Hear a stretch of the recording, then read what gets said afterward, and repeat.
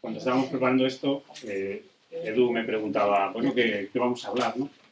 ¿Qué le preguntamos a Lola? ¿Cómo lo hacemos esto? Y yo le decía, no, lo de la güera no lo había hablado, pero era como, si tenemos una fiesta, si estamos de fiesta, si Lola ha ganado el premio Anagrama de Ensayo, ¿quién lo ha ganado de aquí, de esta sala, una vez en la vida? O sea, Lola ha ganado el premio Anagrama de Ensayo y tenemos que celebrarlo. Estoy contentísimo y, bueno, evidentemente es algo, no para la institución, para los que somos, pues, todos que somos amigos de Lola, estamos contentísimos. ¿Y con la envidia qué hacemos? Bueno, hombre, yo qué sé, pues hay más premios por el mundo. Cada uno podemos dar otro. Nada, pues la echamos en la A hoguera. ver, ¿dónde buscamos la reparación? Miguel Ángel, educación Eso es. psicoemocional. Y el gong. Tenemos el gong. Miguel Ángel con el gong. Miguel Ángel con el gong. Y nada, pues nada, yo voy a dar un pelo de la obra de Lola para que los que no la conozcáis y los que la conozcáis yo creo que también os va a servir algo, porque voy a ser breve. Bueno, la obra de Lola no es los libros, hay muchas más cosas, entre otras que es nuestra maestra, es mi maestra, y yo estoy encantado de estar aquí, muchas gracias. Y bueno, ella ha escrito muchas cosas, muchos artículos muy interesantes que os recomiendo buscar y rebuscar, libros de relatos, novelas, teatro. Os voy a hablar un poco de las novelas y un poco de los libros de ensayo, muy brevemente. Los títulos de las novelas son Una casa en La Habana, Yo nací con la bossa nova, No quedará la noche, Lenguas vivas, Mi amor desgraciado. Si las lees seguidas te sale un poema. La primera vez que o un bolero. Depende de la música, eso ya. La primera vez que no te quiero, Cada noche, cada noche. Y bueno, yo recuerdo que en 2015 me tocó presentarla en Azuqueca de Henares, que ella decía Azuceca o Azubeca o Azuleca. Y dice, me han invitado a un pueblo cerca de tu pueblo que se llama Azu no sé qué. Y allí estuvimos, ¿no? Y yo para la ocasión tengo escrito una cosa que he releído y que es, dice, sus textos sobre psicoterapia son tan claros y profundos como sus obras narrativas. Y si quieren empezar a pensar, pregúntenle por los temas que trata el libro. Amor, género, libertad, creatividad, feminidad. Bueno, aquel libro era la historia de la lucha de una mujer por sobrevivir. Y bueno, pues vaya si está sobreviviendo, no le va mal. Y sobre los ensayos, pues voy a decir muy poquita cosa. Básicamente tiene 5 ensayos. El primero es de 2009, que se llama El factor Munchausen. El segundo es de 2015, que se llama Una espina en la carne. En el primero habla del factor Munchausen, en el segundo habla de la función autor, que es lo que planea toda la obra de Lola. Luego hay uno que se llama, de 2018, Literatura y psicoanálisis. Y finalmente, ya en la casa grande de Anagrama, estamos con Invulnerables invertebrados de hace 2 años y Sin relato de este año. Toda la obra de ensayo de Lola, estos 5 libros y los artículos, todo va de cómo nos enfrentamos los humanos a la existencia. El viaje parecía que nos llevaba a los artistas. Al principio parecía que hablaba de arte y de descubrir por qué los artistas eran artistas. Y para entender para qué sirve la creatividad, de dónde viene, dónde nos lleva. Y este es como el principio de estos 3 primeros que tratan de esto, ¿no? Primero Lola tiró del hilo del factor Munchausen o del pelo del varón de Munchausen y tiró del pelo ese lo sacó de la ciénaga, lo llevó a la luna y ahí se encontró con la función autor. Y bueno, pues en el libro que se llama La espina en la carne habla de una frase de Chantal Mayar que dice que la herida nos precede. Y ahí nos entretuvimos con la exploración de Lola de la creatividad discutiendo sobre si la herida de los artistas, yo me acuerdo de una discusión en Acipia sobre si la herida de los artistas era muy grande o grandísima y de dónde venía y si era universal o era particular. Yo creo que la realidad es que la herida es universal, todos la tenemos. Pero bueno, yo creo que Lola ya habló mucho de la función autor y habló mucho bueno, no la ha abandonado, ¿no? Y habló mucho de la herida y de la creatividad y ahora está hablando de justo lo contrario, ¿no? De la falta de creatividad y de cómo el sujeto contemporáneo se enfrenta a sus heridas y a su falta cada vez más alarmante de subjetividad y creatividad. ¿Qué añadir sobre Lola? Porque, bueno, después del acercamiento como más de José a nuestra autora y a su obra, yo también quería hacer un acercamiento más personal, ¿verdad? Porque quizás no tú y yo no nos hemos conocido tanto, pero mi primer acercamiento pues, a tu obra fue un poco sui generis, porque me acuerdo que estaba preparando un taller en mi residencia de psiquiatría sobre la violencia de género. y con 2 o 3 casos que me tenían bastante mal, ¿no? Porque todos sabemos que es una patología y una problemática como poliédrica, muy complicada, donde yo estaba muy atascado. Y me acuerdo que leí un artículo tuyo en la revista de la AEM, la que era entonces, ¿no? Que me descomprimió la mente, literalmente, ¿no? Generó como un entendimiento de ciertas dinámicas, siguiendo a Christopher Bolas, a Jessica Benjamin, en el trabajo que, bueno, que a mí personalmente me acuerdo que sirvieron mucho, y aunque sin tú saberlo fuiste uno de mis referentes de acercamiento al CPM, al Centro Psicoanalítico de Madrid, sí, junto con otros que estáis aquí, y después hace 10 años cuando me formé, ¿no? Entonces fue un artículo que, bueno, ¿no? Estamos hablando hoy de la parte también buena de la técnica, ¿no? De repente yo empecé a chat, ¿no? En Google a trastear, me encontré una cosa imprevista y, ¿no? que me llevó en una dirección, ¿no? En una dirección del entendimiento, ¿no? Del entendimiento de una problemática en torno al vínculo amoroso, entonces, bueno, todo lo que describes fenomenal ahí, que no, evidentemente ahora no voy a repetir. Y después, siguiendo un poco pues el libro anterior, Invulnerables Invertebrados, pues que es un libro que también hay que leer, porque hay un hilo conductor muy claro, ¿no? con Sin Relato. Bueno, toda la fantasía de invulnerabilidad y los hombres huecos, ¿no? Que bueno, es que son cosas que cuando uno lee, ¿no? Rápidamente empiezan a ir los pacientes así a la mente, plink, plink, ¿no? Como pacientes, gente, ¿no? Y de alguna forma situaciones en las que uno, pues, aparece otra capacidad de entendimiento. Entonces, bueno, ha sido mi forma de acercarme a la obra de Lola, que ha sido una obra que, bueno, como una buena obra psicoanalítica, porque aquí, bueno, estamos en una jornada de psicoanálisis, pues de repente expande nuestra mente y nos permite no juzgar, estamos hablando, ¿no? Entender, no juzgar, digamos, como comprender mejor las dinámicas invisibles, muchas veces, ¿no? Esos hilos de poder que mueven a las personas. Y bueno, pues solamente te quería también dar las gracias por el artículo y por estar aquí hoy, que también para mí es un honor contigo. Y bueno, pues estamos aquí presentando tu libro, que efectivamente ha sido un premio Anagrama, o sea, que hay una cosa, datos objetivos de realidad, que es que ha llegado mucho, está gustando mucho, y a mí también me ha traído muchas cosas interesantísimas, la verdad, como plagado de referencias, porque yo no daba abasto a buscar referencias, y era como que era en fin, un bombardeo de quien quiera meterse en leer todo lo que hay ahí, tiene para rato, ¿no? Entonces, bueno, nosotros vamos en ello planteando un poco el conversatorio, que también estábamos estos días ahí, José, bueno, en fin, como tranquilidad y un poco más nervioso. Decía, pues ¿cómo se hace esto, ¿no? El conversatorio, porque primera vez que lo hago. Y bueno, hemos diseñado una serie de preguntas, ¿no? Como que nos pegan, también lanzadas al público, como bueno, para que haya un debate abierto y a ver, sinceramente, qué te van pareciendo, ¿no?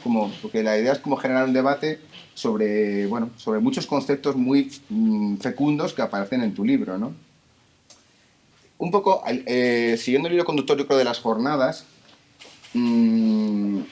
podríamos decir que aparece como constantemente como una individualidad, nos habla mucho de esto, con una tendencia a la uniformidad, ¿no? El conformismo, hay una homogeneización clara, pero al mismo tiempo hay un ideal también paralelo de una búsqueda de autenticidad continua, ¿no? Es como una homogeneidad que de alguna forma va de la mano como claramente, como además esto lo explotan todas las terapias de autoayuda, ¿no? La publicidad, ese ideal de autenticidad, ¿no?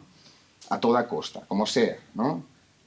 Una búsqueda obsesiva de un supuesto verdadero self que el propio Donald Winnicott ya consideraba problemática, ¿no? No esencializar el concepto de verdadero self, ¿no? Entonces, ¿cómo se entiende esta aparente paradoja? ¿No? Sería la primera pregunta que del libro de no relato yo me planteaba, ¿no? ¿Esta paradoja cómo la entenderíamos, Lola? Creo que es una pregunta muy compleja, difícil de responder. Yo creo que en el libro hay descritas varias situaciones pendulares, ¿no? Que me parece, el libro habla de una situación que no es universal, aunque todos participamos en ella en mayor o menor medida, y es la ausencia, la atrofia de la capacidad narrativa que nos afecta a todos, no solamente a los nativos digitales, sino también a nosotros, inmigrantes digitales, y porque yo creo que se ha producido una jibarización de lo que nosotros llamamos mundo interno.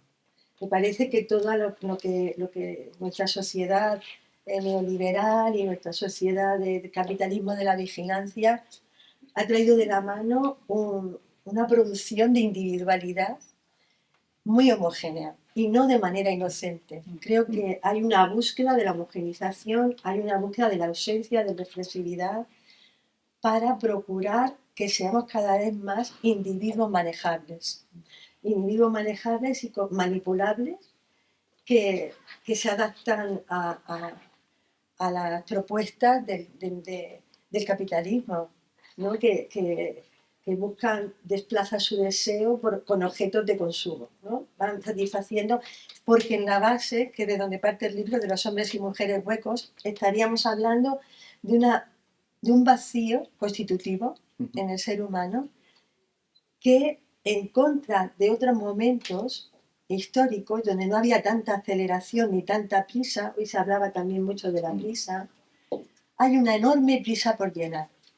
Entonces, de un lado tenemos esa homogenización, porque la prisa por llenar el vacío constitutivo con propuestas sociales homogéneas, porque son para todos, la adoptan una gran cantidad de personas, yo creo que es muy mayoritaria, y la situación, el péndulo lo lleva al otro lado, es decir, que como quienes huyen de esa homogenización buscan, a veces de manera un poco cosmética, como pueden ser los libros de autoayuda o como pueden ser otro tipo de tecnologías psíquicas, ¿no? Prácticas psicológicas que se proponen para llenar ese vacío, buscan lo que tú decías, el verdadero ser.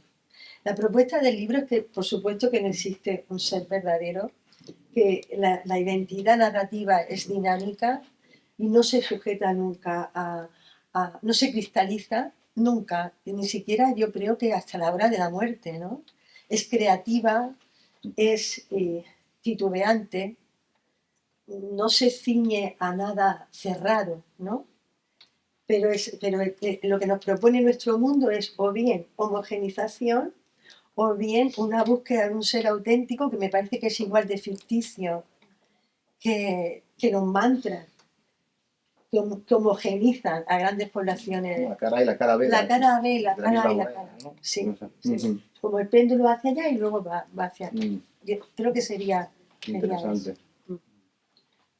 Sí, vamos, esto me hace pensar me lleva al cientificismo extremo, a la inteligencia artificial infalible, ¿no?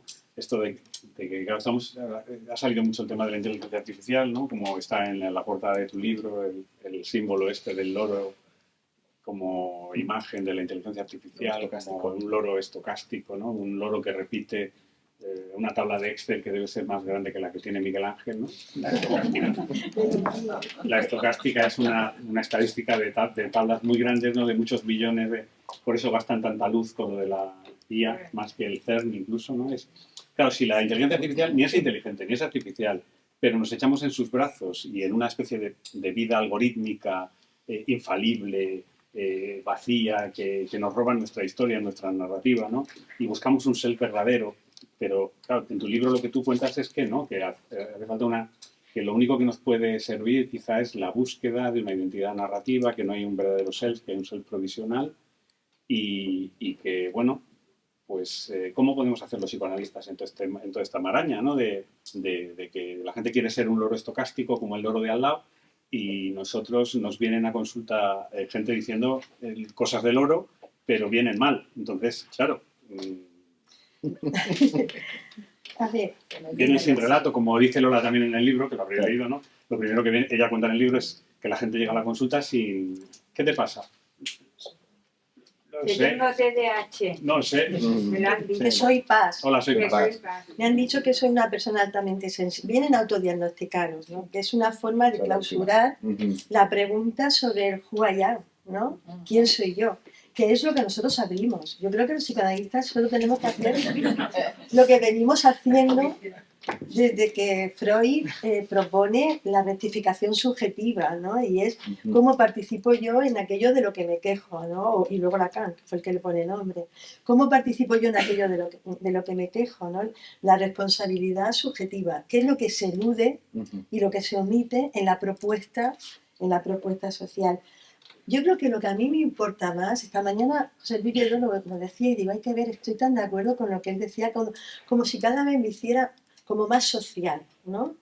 En un psicoanálisis, digamos, la importancia de lo social, y hoy que hablamos de educación, y que hablamos de escuela, y que hablamos de agentes de socialización, yo creo que nos olvidamos de que ahora mismo el agente de socialización mayoritario son las redes sociales, son las pantallas, que la familia ha perdido una enorme influencia a la hora de construir como fuente de identidades, que es la única manera de construirnos, es mediante una identidad mimética, mediante el aprendizaje vicario, consciente e inconsciente, y que nosotros estamos ahí prisioneros de un mundo que no abandona nunca, propone no abandonar esa identidad mimética. Y nosotros, psicoanalistas, lo que proponemos es salir de las identificaciones y dialogar con ellas, en un diálogo que no se cierra, en un análisis interminable, Yo creo que nuestra labor va contracorriente, absolutamente contracorriente. A lo mejor puede ser... Esquirol hablaba de antidestinal, ¿no?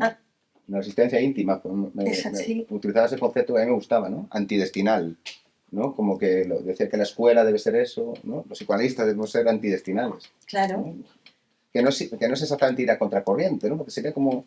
es otra cosa. Yo creo que sí que es ir contracorriente hoy. A mí me parece que hoy sí que es ir contracorriente. No, pero eso lo definen mucho algunas familias que tú tratas a algunos pacientes, sobre todo mujeres, ¿no? Y que sientes como el peso de la familia que dice, voy a salir a la calle y me van a perseguir sus familiares y su marido. Es esa fantasía de, ostras, aquí está cambiando esto muy rápido, nos van a perseguir. Pero hoy se ha hablado mucho de nuestro trabajo, ¿verdad? Por ejemplo, estaba pensando, ¿por qué digo que es contracorriente? Porque a mí me parece que hay una corriente cognitivista, y hoy cuando proponía la educación psicoemocional, que es ver los matices de los acontecimientos, de los hechos, no hacer un pensamiento binario bueno o malo, sino explorar, abrir un abanico de responsabilidades múltiples, llenas de matices, que no se concluye, porque no somos jueces. Estábamos hablando también hoy en la comida. Nuestra labor no es concluir, es abrir y explorar. Y a mí me parece que eso es súper ir contracorriente, porque es ir, hoy también se hablaba, ir contra la prisa. Y yo creo que la labor del psicoanalista hoy es abrir la temporalidad, ¿no? Es abrir el espacio-tiempo. También hablaba Andrés también, ¿no? Abrir un espacio-tiempo subjetivo, que pueda ser subjetivado. Porque me parece que en mi libro lo que yo quiero decir es que las máquinas nos están colonizando, que estamos empezando a ser ciborpsíquicos, le llamo yo, ¿no? A ser como las máquinas.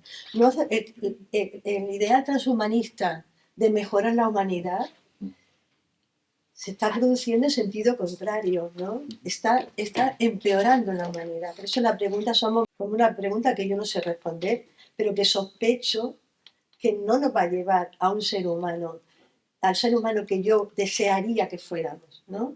Sino a un ser humano empobrecido.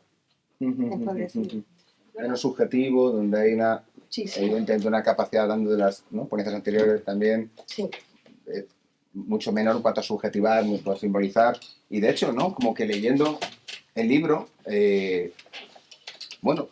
que hablabas como un concepto interesantísimo al hilo, ¿no? De la no subjetivación, que es el ideal de no fricción, ¿no? El ideal también es como que habla Byung-Chul Han, ¿no? De lo liso y lo pulido, ¿no? Como que hoy estamos, ¿no? Como en un ideal, hasta las formas arquitectónicas son así, o sea, los coches son así, la gente son así, ¿no? Lo liso y lo pulido. ¿No? El ideal de no fricción. Entonces, insisto, ¿no? Como leyendo el libro, al que hablas, ¿no? la historia, me preguntaba, ¿qué ha pasado con la posición depresiva kleiniana? ¿No? La que Thomas Ogden llama en la matriz de la mente la posición histórica. Dice que lo de depresivo no le gusta porque, ¿no?, como que tiene connotaciones, en fin, pero ¿verdad?, la posición histórica, ¿no?, en la que de alguna manera es un nodo organizador del psiquismo, de que aparece, pues ya sabemos, ¿no?, la relación de objeto total, la capacidad subjetiva, la empatía, la función reflexiva, ¿no? Entonces es como si hubiese una especie de, bueno, pues de atento, ¿no?, algo que atenta directamente ¿no?, contra esa posición depresiva. Totalmente. O sea, como una falta de construcción, ¿no? Y mi pregunta también sería ahora, aparte, ¿qué ha pasado con la posición depresiva? Hilándolo con Winnicott, diríamos, hoy en día, ¿cómo destruimos al objeto para crear al sujeto? ¿No? Porque hablabas también del trauma benéfico del límite, ¿no?, que yo por la mañana, de Calcati, como que cada vez era más difícil, ¿no? Hay una cierta destrucción del objeto para que emerja la persona. Y la dificultad hoy en día para tolerar eso, ¿no? Sí, bueno, la dificultad, estamos también hablándolo hoy, ¿no?, de la dificultad de separarse del objeto de nuestro mundo, del objeto tecnológico sobre todo. Y todos sabemos que si no hay separación del objeto, no hay un espacio donde se pueda crear lo subjetivo, donde se pueda crear la imaginación, donde los niños se puedan aburrir y partir un deseo que surja de dentro hacia afuera y no deseo inferido por el exterior. Por ejemplo, es paradigmático en este sentido la pornografía y el descenso del deseo. Es decir, porque es un deseo que viene desde fuera hacia el interior. El concepto de no fricción a mí me parece un concepto, algo central, lo liso y lo pulido me encanta, algo central en nuestro mundo. Me parece que justamente tiene mucho que ver con la posición depresiva kleiniana, ¿no? La depresión depresiva kleiniana es un descenso del narcisismo y la omnipotencia de la posición esquizoparanoide. Entro en la posición depresiva, acepto la castración, se agredo al otro, voy a perder al otro, voy a hacer un duelo, me voy a sentir mal, tengo que renunciar a la reactividad omnipotente de dañar y de odiar. Todo eso es una reducción del narcisismo. Y la propuesta ahora mismo universal es no reducir el narcisismo. Por eso es tan difícil entrar en la posición kleiniana. Y la no fricción, que es un anhelo de las aplicaciones de Internet, son más eficaces cuando menos fricción producen. Lo que produce la no fricción es lo mismo, es que no hay daño al narcisismo, porque el contacto con el otro, la fricción, es un concepto que me gusta muchísimo, de la autora del libro que se llama Fricción, que se llama Anna Shin, o Lowenthal Shin. Ella dice que cuando entran en contacto dos culturas, se produce una zona de compromiso incómodo. Y yo traigo ese concepto, lo hablamos el viernes o el jueves, traigo ese concepto de Indonesia, ella lo explora en Indonesia, en la explotación de las selvas de Indonesia. Dice, en esa zona de compromiso incómodo surge el conflicto. Y el conflicto es fricción. Y al mismo tiempo que nos limita, la fricción con el otro nos limita nuestra acción, también es creativo. Si no hay fricción, yo creo que no hay lugar para el aprendizaje. Y no hay lugar para que se produzca lo que llama Ricoeur el acontecimiento. A mí me parece que estamos en un momento que la homogenización, la aceleración, nos lleva a que hay una adición, un acumulado, un sumatorio de experiencias biográficas que no están subrayadas, que no están connotadas, que no se convierten en acontecimientos. Elementos beta, ¿no? De mío, todo, Y como sí, todo, ¿no? todo, como uno va detrás del otro, no me detengo en nada, nada se convierte en un acontecimiento, nada se convierte en nada lo represento simbólicamente, no cabe la representación, porque va demasiado rápido. Y entonces, claro, no hay memoria, no hay construcción de la memoria, y sin construcción de la memoria tampoco hay construcción de una identidad narrativa, hay una construcción de la identidad mimética, no podemos salir de la identidad mimética.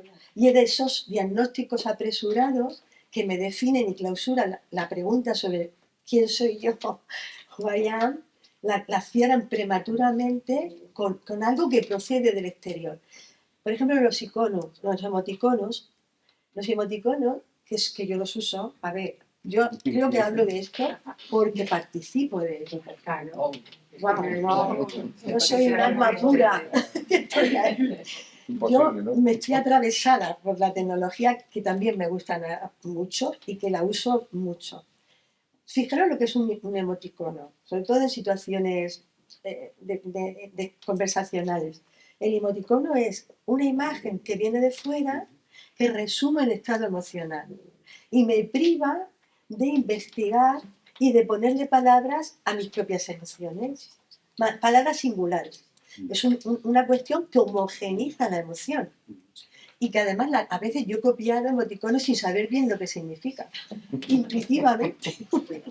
Esto tiene que ver como la lengua materna, como me lo han puesto tantas veces en este contexto, pues yo lo uso en ese contexto, pero a veces ayuda a entender, a buscar el significado. Pero claro, todo eso... Y que después cambia, porque un adolescente me dijo que hacerle así con el puño, que eso ya está mal visto. ¿Ahora qué es? Ahora es así. Mira, así es como que pesado. Como que, claro, que me dije yo, bien, ¿no? Y No, me no, dijo, eso es que te estás riendo y que un bien como de, bueno, ¿no? Eso es que tu hijo todavía no te lo ha dicho, pero te lo va a decir. Claro, Así, hay que ser así. claro, es que estar así es agresivo, ¿sabes? Sí, es el moderna. Pero bueno, que cambia y que uno se entera sobre la marcha. Hay un código, hay un metacódigo que tú no conoces, que yo sí lo conozco. Que ellos lo conocen. Y una cosa, ya que estamos hablando de fricción, vamos a friccionar un poco. ¿No? Lo que tú estabas contando es una psicoterapia global, poblacional, pero nos cuesta llamarlo así porque, claro, hay gente que le va a escocer. Si llamamos psicoanálisis a lo que hacemos, hay que pararse y decir, no, perdón, no estoy haciendo exactamente psicoanálisis como lo hacía Freud, estoy haciendo otra cosa, una psicoterapia psicoanalítica, pero no de mucha frecuencia semanal, sino más bien poca, bla, bla, bla. O sea, como que nos tenemos que justificar mucho. Y, bueno... Hombre, os tituláis todos psicoterapeutas psicoanalíticos. No os atrevéis. No nos atrevemos, no os atrevéis. No, yo primero, yo no me atrevo. Yo no me atrevo. Yo si me preguntáis, ¿tú qué eres? Digo, bueno, para todos. Bueno, eso es un problema de identidad, que te lo cuento. Sí, claro, pero la identidad, como dice Lola, hay que tenerla abierta, no cerrada. Bueno, no sé. Pero la pregunta que yo me hago, aparte de todo esto, que ya es pregunta, sería, claro, el psicoanálisis ha sido una cura interpretativa y ahora estamos en la cura narrativa. Como tú bien dices, los pacientes llegan y no saben ni contar lo que les pasa y te tienes tú que salir de detrás del diván, ponerte delante y decir, a ver, ¿qué te pasa? ¿Qué sientes? O sea, se ha convertido en una cura como casi narrativa, o bueno, yo lo siento a veces como relacional narrativa. ¿Y ese psicoanálisis es una cura narrativa realmente? Sí. ¿Sirve así? Porque claro, si miras la subjetividad, lo que tú hablas en todo el libro, ¿no? La onda esta, yo en el libro me dibujaba la gráfica, ¿no? Digo, en la Edad Media la subjetividad estaba aquí abajo, luego sube. Renacimiento, no sé qué, aparece tal, la gente que de repente se da cuenta que no tiene identidad y se suicida, pero van teniendo más identidad, no sé qué, y ahora estamos otra vez bajando, ¿no? Y entonces ahí nosotros, ¿cómo tenemos que ser psicoanalistas ahora?